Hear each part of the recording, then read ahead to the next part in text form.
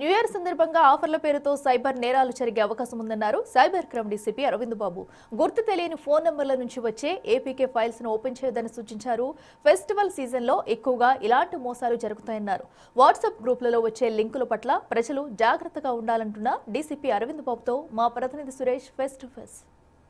కొత్త సంవత్సరం కొత్త ఆఫర్ల పేరుతో సైబర్ నేరగాళ్లు రెచ్చిపోయే అవకాశం ఉందని చెప్పేసి కూడా ప్రజలకి కొన్ని సూచనలు చేశారు సైబర్ క్రైమ్ పోలీసులు. వాటిని ఖచ్చితంగా పాటిస్తే ఈ సైబర్ నేరాల పట్ల అప్రమత్తంగా ఉండొచ్చు అంటున్నారు. ప్రస్తుతం మనతో పాటు సైబర్ క్రైమ్ డీసీపీ అరవింద్ ఉన్నారు. ఒకసారి మాట్లాడదాం. సార్, కొత్త రకాల మోసాలు రోజు రోజు జరుగుతున్నాయి. ఈ న్యూ ఇయర్ పరంగా ఎలాంటి మోసాలు జరిగాయి?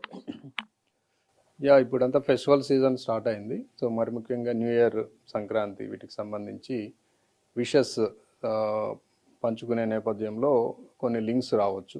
సో అలాంటి లింక్స్ క్లిక్ చేసేటప్పుడు 1-2 సార్లు ఆలోచించండి. మీకు వచ్చిన సోర్స్ ఏంటి, తర్వాత అది ఏంటి, ఆ లింక్ ఏముంది, లేదా ఫైల్ ఏంటి అనేది చూసుకోవాలా. ఏపీకే ఫైల్ అయితే మాత్రం ఎట్టి పరిస్థితుల్లో దాన్ని క్లిక్ చేయొద్దు.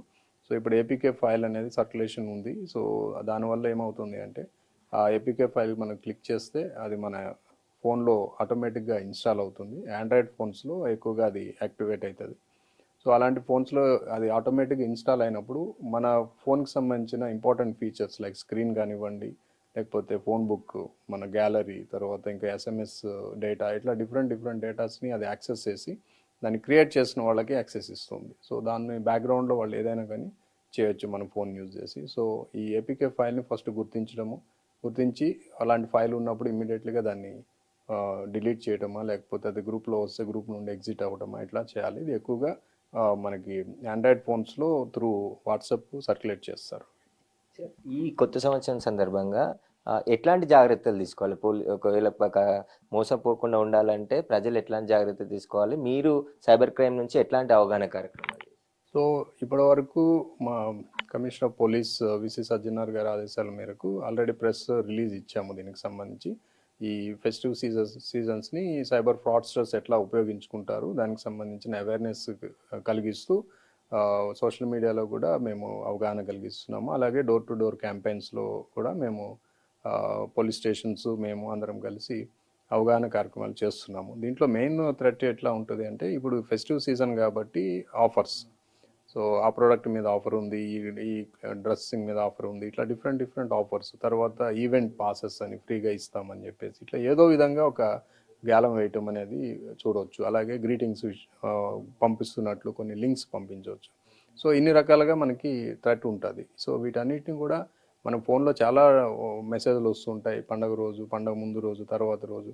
సో ప్రతి మెసేజ్కి కూడా స్పందించాల్సిన అవసరం లేదు. అన్నోన్ నెంబర్ నుండి వచ్చినప్పుడు కొంచెం జాగ్రత్తగా అది ఏంటి, అందులో ఏమొచ్చింది, లింక్ వచ్చిందా, ఇంకేమన్నా వచ్చిందో చూసి, అన్నోన్ నెంబర్ ఉంటే బెటర్ దాన్ని ఎంటర్టైన్ చేయకపోవడమే మంచిది. సో నోన్ సోర్సెస్ అయినా కానీ 1-2 సార్లు చూడాలా. ఏపీకే ఫైల్స్ కానీ అట్లాంటివి ఏమన్నా ఉన్నప్పుడు, అన్సెక్యూర్డ్ ఫైల్స్ ఏమైనా వచ్చినప్పుడు వాటిని క్లిక్ చేయకుండా ఉండడమే మంచిది. అయితే న్యూ ఇయర్ సందర్భంగా అన్నోన్ నెంబర్స్ నుంచి ఏవైనా లింక్స్ కానీ మెసేజ్లు కానీ వస్తే ఖచ్చితంగా వాటి పట్ల అప్రమత్తంగా ఉండాలి. తెలియని వ్యక్తులతో లింకులు ఓపెన్ చేస్తే ఈ ఏపీకే ఫైల్స్ ద్వారా మోసం జరిగే అవకాశం ఉంటుంది. కాబట్టి ప్రజలంతా అలర్ట్గా ఉండాలి. ఖచ్చితంగా ఈ న్యూ ఇయర్ సందర్భంగా, సంక్రాంతి పండుగ సందర్భంగా కూడా అనేక ఆఫర్ల పేరుతోని మెసేజ్లు వచ్చే అవకాశం ఉంటుంది. వాటి పట్ల అలర్ట్గా మాత్రం ప్రజలు ఉండాలని చెప్పేసి కూడా సైబర్ క్రైమ్ పోలీసులు చెప్తున్నారు. కెమెరామెన్ చైతన్యతో సురేష్, బిగ్ టీవీ, హైదరాబాద్.